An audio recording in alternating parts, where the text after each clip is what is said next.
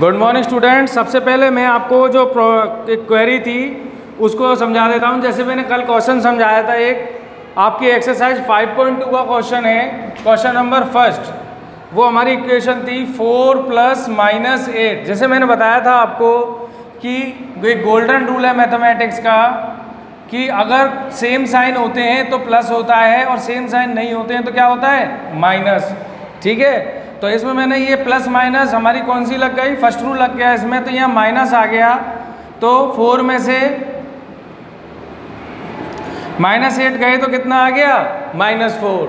अब इसके साथ एक प्रॉब्लम थी कि इसमें हमें नंबर लाइन शो करना था। अब नंबर लाइन किस तरीके से शो करेंगे, ये देखो, हम इसको 0 से स्टार्ट करते हैं। 0 1 2 3 4 5 6 7 8।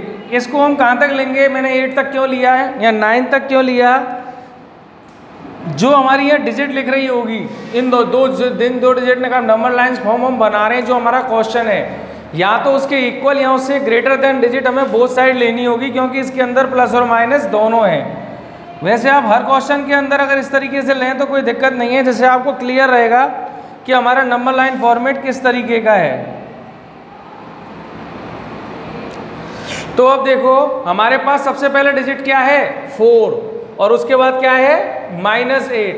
ठीक है, तो हमें 4 से -8 स्टेप्स पे जाना है। तो हमारा सबसे पहला नंबर क्या है, 4। तो देखो 1 2 3 4 5 6 7 8। ठीक है, इस तरीके से मूव करेंगे हम बैक साइड में।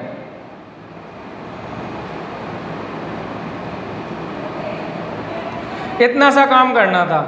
ये आप काफ़ी पहले पढ़ चुके हैं, इसलिए मैंने क्लास में इसको सोचा नहीं बताने की। पर अगर किसी को डाउट है तो देखो, कोई भी और क्वेश्चन हो, जैसे इसका 5th क्वेश्चन है, इसमें 3 डिजिट दे रखी है, इनको देखकर कंफ्यूज मत हो जाना कि इसमें 3 डिजिट है और नंबर लाइन कैसे बनेगा। ये क्वेश्चन दे रखा है आपका नंबर 3।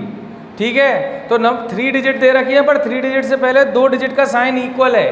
तो इसमें हम क्या कर देंगे, 7 + -7। तो अब इसको हम कहाँ से स्टार्ट करेंगे, हमारी स्टार्टिंग डिजिट कौन सी है, 7। तो 7 और ये +-7, हमारा रिजल्ट क्या आ रहा है, 0।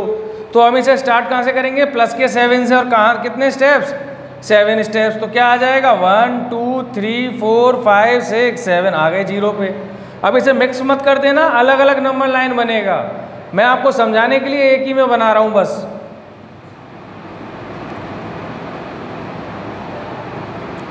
और ये साइन लगाना मत भूलना जिस डायरेक्शन से आप हो, यानी कि आपने इधर से इधर मूव किया है। किसी क्वेश्चन में ऐसा आ सकता है कि माइनस की डिजिट पहले दे रखी हो, प्लस की डिजिट बाद में दे रखी हो, तो साइन इस तरीके इस तरफ लगेगा, और हम प्लस से माइनस की तरफ आ रहे हैं तो इस मूव के ऊपर इस तरफ लगेगा। ठीक है, अब हम चलते हैं अपनी नेक्स्ट एक्सरसाइज, न्यू एक्सरसाइज की तरफ। अभी भी कोई अगर नहीं समझ में आया हो तो एक बार मैं इस टॉपिक को समझा लूँ। आज जो नया टॉपिक समझाना है उसके बाद मुझसे क्लास के एंड में और क्लियर कर लेना। आज हमारी जो एक्सरसाइज है वो है इक्विवेलेंट फ्रैक्शंस।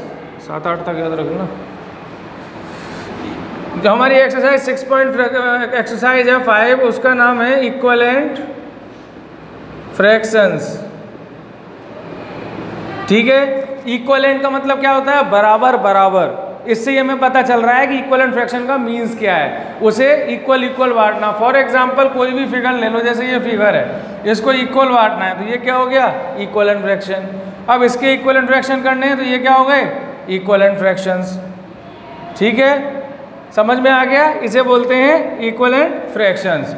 ये भी इक्विवेलेंट है, 1 2 3 4, और इसको अगर मैं इसको ये कर देता हूँ तो 1 2, अगर इसको इस तरीके से पार्टीशन कर देता हूँ तो ये भी इक्विवेलेंट है। केवल ये मतलब नहीं है कि हम उसको हाफ कर सकते हैं। इक्विवेलेंट का मतलब होता है जितने पार्टीशंस कर रहे हैं हम, जैसे इसके अंदर कितने कर दिए, 8 पार्टीशंस कर दिए, तो इन सबको इक्विवेलेंट मिला है। पार्ट स्पेस जो मिला है वो इक्विवेलेंट मिला है। ठीक है, जैसे फिगर नंबर 1 में है 1/2, फिगर नंबर 2 में है 2/4, फिगर नंबर 3 में है 3/6, फिगर नंबर 4 में है 4/8। ठीक है, तो 4/8 का मतलब क्या है, हाफ फ्रैक्शन क्या है इसके अंदर, शेडेड है, और हाफ फ्रैक्शन क्या है, अनशेडेड है। तो टोटल कितना है, 8। तो इक्वल हो गया, क्योंकि 8 में से 4 क्या है, शेडेड, और 4 क्या है, अनशेडेड।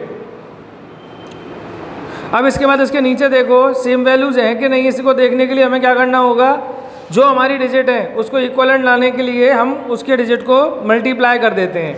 जैसे हमें दे रखा है 2/4, तो हम क्या करेंगे 2/4 को 2 1 जा 2, 2 2 जा 4, तो अगर हम इसका ऊपर 2 और नीचे 2 का मल्टीप्लाई कर देते हैं तो 2/4 आ जाता है। तो इसका मतलब ये इक्वलेंट पार्ट है। जैसे कि 3/6 है तो इसका ऊपर नीचे किसका डिवाइड हो जाएगा, 3 का। ठीक है, नेक्स्ट है 4/8, तो 4/8 में किसका हो जाएगा, 4 का। ठीक है, इसके बाद देखो इक्वलेंट फ्रैक्शंस फॉर्म बता रखा है 3/9 और 5/15। ये कैसे इक्वलेंट है, ये इक्वल दिखाई दे रहा है आपको, देखो कैसे इक्वल, 3 1 जा 3, 3 3 जा 9, 5 1 जा 5, 5 3 जा 15, तो 1/3 आ गया दोनों का। तो इसलिए ये दोनों क्या हैं, एक दूसरे के इक्वल हैं। ठीक है, या दूसरा तरीका ये होता है जैसे हमें 3/9 दे रखा है, ठीक है, 3/9 और इक्वल 5/15 दे रखा है, इन दोनों का आपस में मल्टीप्लाई करके देख लो कैसे। जैसे हमारी इक्वेशन है A/B = C/D, तो A का मल्टीप्लाई D से कर दो और B का मल्टीप्लाई C से कर दो, तो दोनों का रिजल्ट क्या आ रहा है, 15 3 जा 45, 9 5 जा 45। इट मीन्स ये क्या है, इक्वल है। अब इसके बाद है लाइक फ्रैक्शन और अनलाइक फ्रैक्शन। लाइक फ्रैक्शन और अनलाइक फ्रैक्शंस में मीन्स क्या होता है कि जब भी कोई फ्रैक्शन है, देखो like fraction are those which have the same denominator, उनका डिनोमिनेटर क्या होगा, सेम होगा। यानी कि हम काफ़ी फ्रैक्शंस को आपस में कंपेयर कर रहे हैं। ठीक है, एक तो हमने पढ़े थे प्रॉपर फ्रैक्शन और इम्प्रॉपर फ्रैक्शन, प्रॉपर और इम्प्रॉपर फ्रैक्शन, उसे भी रिमाइंड करा देता हूँ, क्या पता भूल गए हो घर पे मस्ती करते करते। प्रॉपर और इम्प्रॉपर क्या होता है कि जिसका डिनोमिनेटर और न्यूमिनेटर के पार्ट में डिनोमिनेटर ग्रेटर देन होता है, न्यूमिनेटर लेस देन होता है या इक्वल होता है। ठीक है, जबकि इम्प्रॉपर में क्या होगा, न्यूमिनेटर ग्रेटर देन होगा और डिनोमिनेटर लेस देन होगा, तो ये कंडीशन इम्प्रॉपर फ्रैक्शन होती है। अब इसके बाद बात आती है लाइक और अनलाइक फ्रैक्शन की। ठीक है, तो लाइक और अनलाइक का मीन्स क्या होता है कि जो हम फ्रैक्शंस देख रहे हैं 5/12, 7/12, 3/12, तो इनके डिनोमिनेटर क्या हैं, सेम है। बट अनलाइक में क्या है, 3/12, 4/16, 5/20, इनके डिनोमिनेटर क्या है, सेम नहीं है। तो ये क्या हो गए, अनलाइक फ्रैक्शंस हो गए। ठीक है, इसके बाद कंपैरिजन है, ग्रेटर देन और लेस देन का साइन देखना है दो डिजिट्स के बीच में, ये तो कॉमन सी बात है, इसको तो आप देख सकते हो।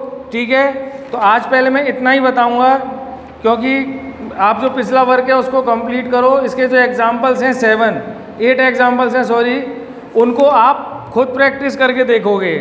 ठीक है, अगर आपको कोई सा नहीं आता है तो मुझे कल नेक्स्ट क्लास में पूछोगे, अदरवाइज़ मैं खुद इन एग्जांपल्स को करवाऊंगा आपसे क्लास के अंदर, फिर एक्सरसाइज पर पहुंचूंगा।